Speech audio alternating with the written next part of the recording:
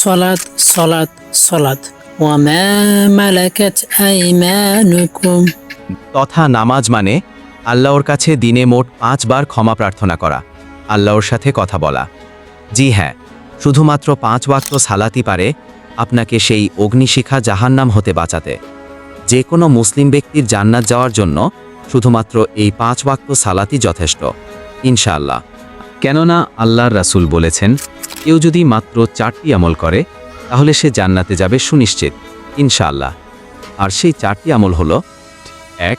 5 ওয়াক্ত ফরজ সালাত আদায় করা। 2. রমজান মাসের ফরজ সিয়াম পালন করা। 3. আল্লাহ যা হালাল করেছেন সেগুলোকে হালাল হিসেবে মেনে নেওয়া। 4. আর আল্লাহ যা হারাম করেছেন সেগুলোকে হারাম হিসেবে মেনে নেওয়া। বুখারী ও মুসলিমের হাদিস। তাহলে যেই ব্যক্তির মধ্যে এই 4টি আমল থাকবে সেই ব্যক্তি নিঃসন্দেহে নিশ্চিত জান্নাত লাভ করবে, ইনশাআল্লাহ। পরবর্তীতে কোনো এক ভিডিওতে এই উপরোক্ত হাদিসের ও সালাত সম্পর্কে বিস্তারিত আলোচনা পাবেন, ইনশাআল্লাহ।